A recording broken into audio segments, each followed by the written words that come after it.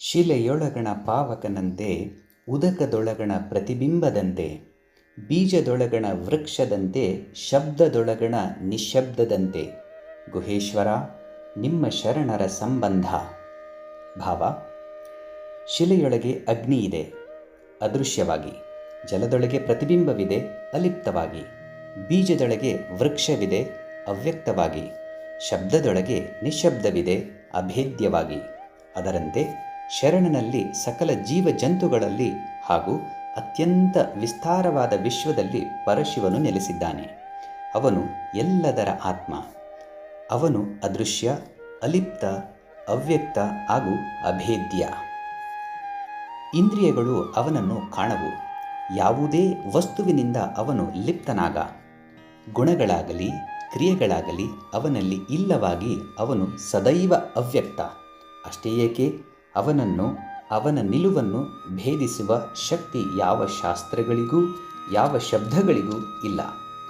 ಅವನು ಮನ ಬುದ್ಧಿಗಳನ್ನು ಮೀರಿದ ಪ್ರಶಾಂತ ತತ್ವ. ಈ ವಚನದ ಅರ್ಥವನ್ನು ತಿಳಿಯೋಣ. ಶಿಲೆಯೊಳಗಣ ಪಾವಕನಂತೆ. ಶಿಲೆಯಲ್ಲಿ ಅಗ್ನಿ ಅಡಗಿದೆ, ಗೂಢವಾಗಿ. ಹಾಗೆಯೇ ಮಹತ್ಪಿಂಡನಾದ ಚಿದಗ್ನಿ ರೂಪನಾದ ಪರಮಾತ್ಮನು ಜಡ ಜಗತ್ತಿನಲ್ಲಿ ಗೂಢವಾಗಿ ನೆಲೆಸಿದ್ದಾನೆ. ಉದಕದೊಳಗಣ ಪ್ರತಿಬಿಂಬದಂತೆ. ಜಲದಲ್ಲಿ ಪ್ರತಿಬಿಂಬವಿದೆ, ಆದರೆ ಆ ಜಲದ ಗುಣದೋಷಗಳು ಆ ಪ್ರತಿಬಿಂಬಕ್ಕೆ ಅಂಟುವುದಿಲ್ಲ. ಅದು ನಿರ್ಲಿಪ್ತ. ಹಾಗೆಯೇ ಈ ಚಲನಶೀಲವಾದ ಪ್ರಪಂಚದಲ್ಲಿ ಪರಮಾತ್ಮನಿದ್ದಾನೆ. ಪ್ರಪಂಚದ ಯಾವ ಗುಣದೋಷಗಳೂ ಅವನಿಗೆ ಅಂಟವು. ಅವನು ಅಷ್ಟು ನಿರ್ಲಿಪ್ತ, ನಿಷ್ಪ್ರಪಂಚ. ಬೀಜದೊಳಗಣ ವೃಕ್ಷದಂತೆ. ಚಿಕ್ಕದಾದ ಬೀಜದಲ್ಲಿ ಬೃಹತ್ತಾದ ವೃಕ್ಷ ಅಡಗಿದೆ.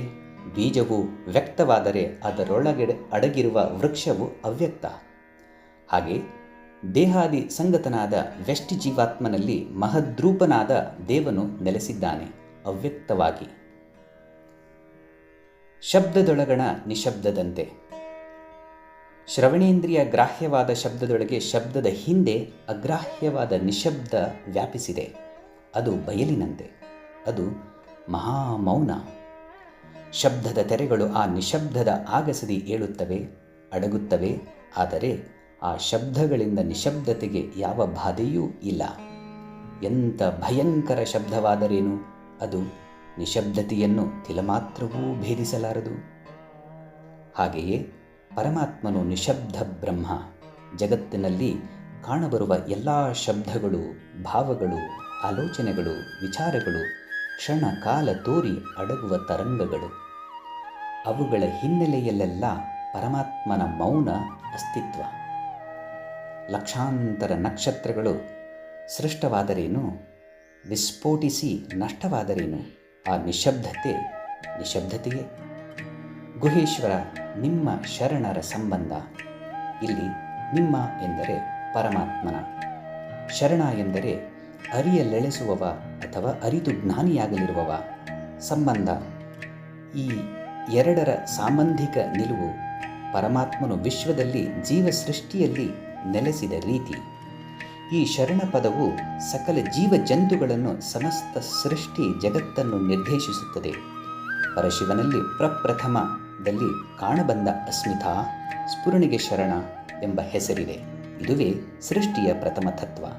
ಆದ್ದರಿಂದ ಶರಣ ಪದವು ಸಮಸ್ತ ವಿಶ್ವದರ್ಶಕ. ಪರಮಾತ್ಮನಿಗೆ ಮಹತ್ಪಿಂಡ ಎಂಬ ನಾಮ.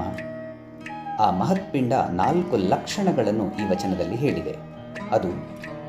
ಅವು ಅದೃಶ್ಯ, ನಿರ್ಲಿಪ್ತ, ಅವ್ಯಕ್ತ ಮತ್ತು ಅಭೇದ್ಯ.